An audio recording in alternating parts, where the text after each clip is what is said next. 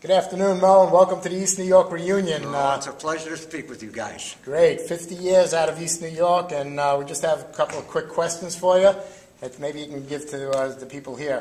First off, how long were you a coach over at Thomas Jefferson? I coached at Thomas Jefferson for 33 years, but I was a student at Jefferson, and I started Jefferson in 1947 and graduated in 51. Wow. That's a great career. And can I ask how old you are now? I'm 78 years old. Yeah, awesome shape. We're in the gym, and it's like your second home, right? That's right. Listen, you're a phys ed guy, you got to be where you're supposed to be. That's awesome. Can I ask you just a couple of quick questions? What was the funniest memory you have of coaching at Thomas Jefferson High School? I've had a lot of great memories at Jefferson High School, but I don't know if it was the funniest, but one of the first things that I learned as a coach, that you can never tell a great football player by the way he looks, the way he walks, or even the way he runs. There are things that great athletes have that you just can't measure. And it was interesting. They come in all sizes, all shapes. As freshmen, they may not be very good, and as seniors, they're superstars, and vice versa.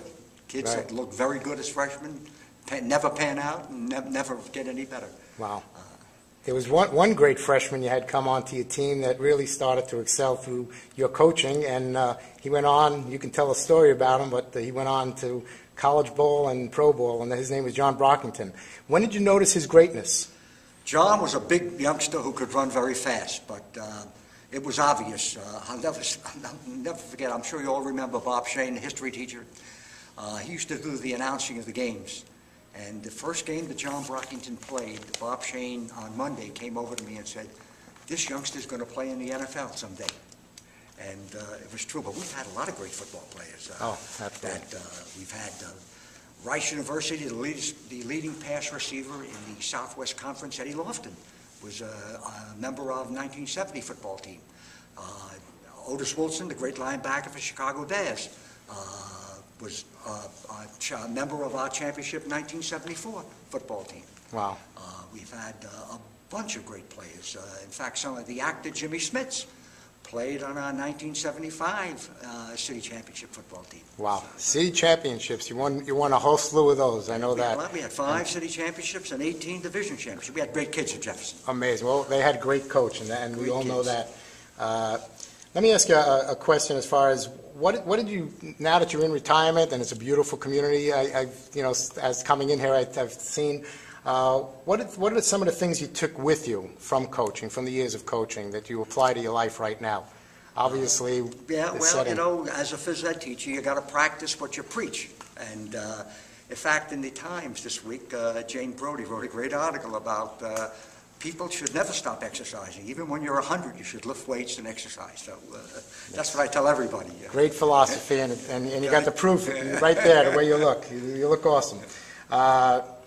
If you can remember back when you were coaching, who were some of your mentors and coaches that you looked up to that helped pave the way for you? Well, Rip Goldman was my head coach, and I loved Rip.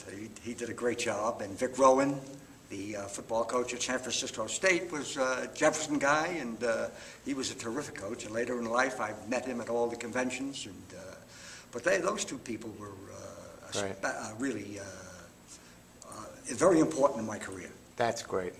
And I don't know if you have anything else on your mind that you want to express, but I would like you to at least give a message out to, if you have anything to say, to all the East New Yorkers that gathered from all over the country now to celebrate 50 years out of East New York.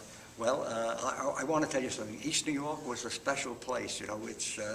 I think back all the time of the fun that we had. You could walk the streets in the middle of the night. You never had to worry about anything. It was a great place. If I had to say something to all the Jeffersonians or East New Yorkers, I would tell you, keep exercising and enjoy your life, because you never know what's going to happen. There you go. Well, we thank you for your time. There is one other thing. The only reason why you can't be with us tonight physically, and you're here on video, is why. You can explain. This is my 50th wedding anniversary, and by the way, my wife is a graduate of Jefferson. Oh, God bless her. That's great. Pearlstein, 1957 graduate. Fantastic. Okay, we thank you for your time. Oh, it's my pleasure. Thank you.